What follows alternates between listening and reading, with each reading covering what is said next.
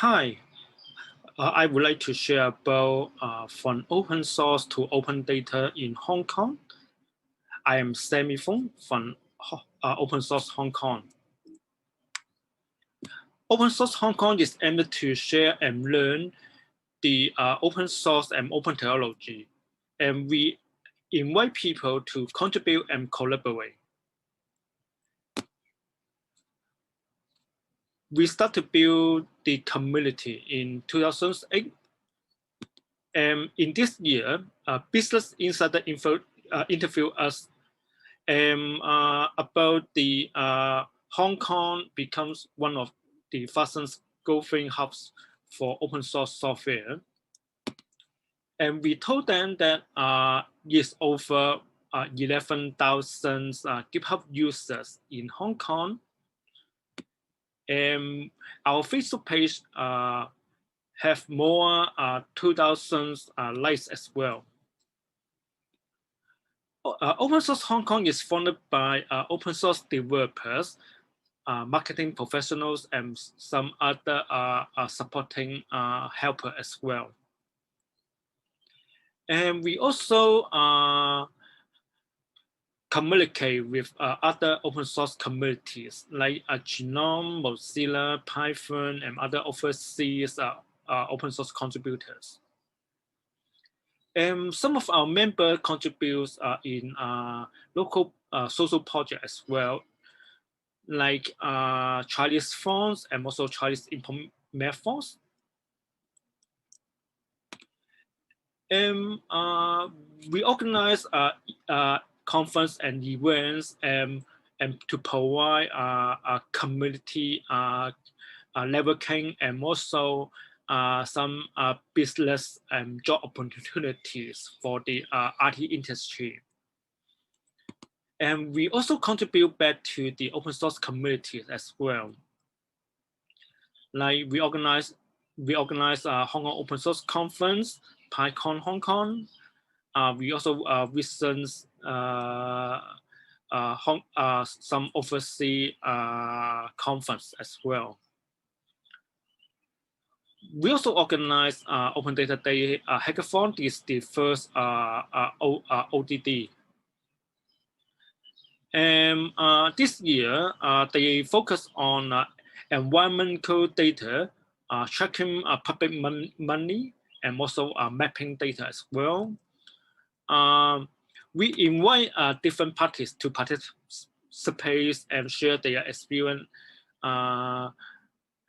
in the Open Data Day, and also we invite academic researchers, government officers, and legislative counselors as well.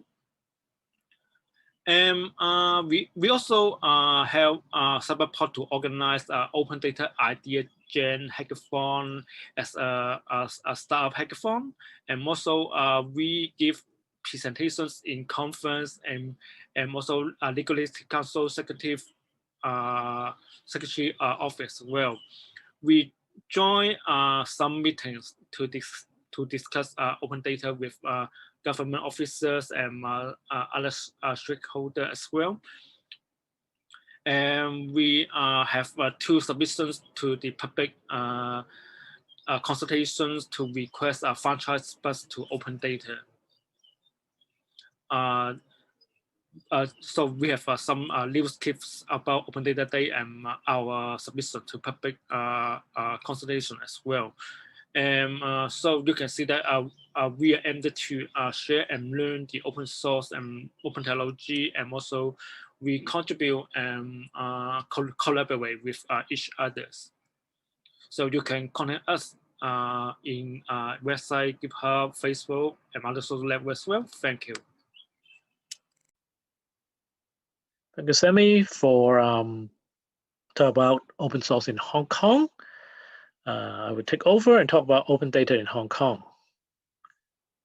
Okay, so the basis for open data is for free and open source software. There's open source license, so that if you wonder whether you can really use the source code, you go into source code. Usually they come with an open source license, and you will see how the original copyright owner of the source code allow you to do.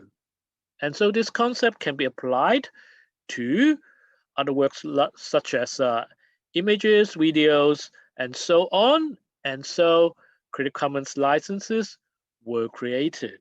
And then Creative Commons licenses were created to simplify sharing, and people just can use the common Creative Commons licenses and then put it on their work. And other people, when they can see that, this work is released under Creative Commons, they can use it within the bounds and without the fear of will the copyright owner sue me later on? And so we can stimulate creativity.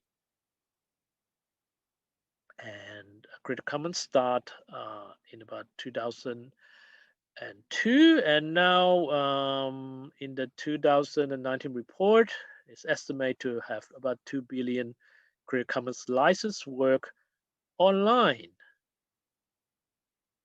And then, for example, the Australian government start to adopt the Creative Commons license to release the public sector information. Okay, and the Hong Kong government, they also start to release the public sector information online in 2011, and also there is an app competition also was conducted. Okay, so this is the press release. It's very easy to find if you use search. And at the bottom, we can see some photos. Okay, so here's Dr. Daniel Lai, the CIO of government by then, and then he's some winner of the app competition. And then fast forward to now, the PSI website got a major upgrade in about 2019. It's now called data.gov.hk. There's about 4,000 data set opened, and then it's not just those data set. There's also the annual data plan for many different government departments to pledge to release more data in the future. And so I think in the conference, we are going to hear about more spatial data, and also we're going to hear from the public transport operator that they are going to release some open data. And then for the data.gov.hong Kong website, for the terms and conditions, it's very similar to the Creative Commons attribution license, and anyone can use the data free of charge. When you attribute that, the data come from the Hong Kong government website, and it also allows for commercial purposes, and it's more permissive than the rest of the government website. And but there's a problem of mixing the government open data with other open data that's released under Creative Commons. As Creative Commons, as I mentioned, got a lot of works online. So what happens when they were mixed together? Technically, it's not permitted. Okay, but practically, I wonder whether the Hong Kong government or other government would care. But I think we can improve in that. So for example, the Taiwan government, they put in a one-directional compatibility. So when anyone who use the open data from the Taiwan website and they comply with the Creative Commons attribution license, it will automatically also satisfy the condition of the terms and condition on the data.gov.taiwan. And that's how it can be done in just one clause, okay?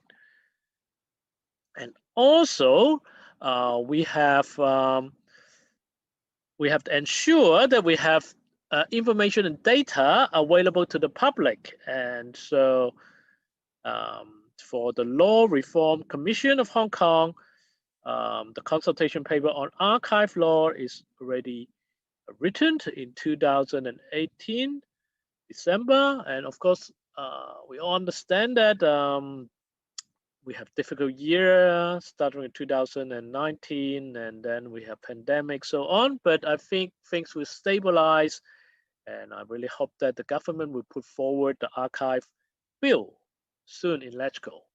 Okay, so this is the consultation paper. Again, it's very easy to be found online. So for conclusion, I think the Hong Kong government did well in providing open data, and I have 3 recommendations. I would like the government to apply the terms and conditions on data.gov.hk to other parts of the government website.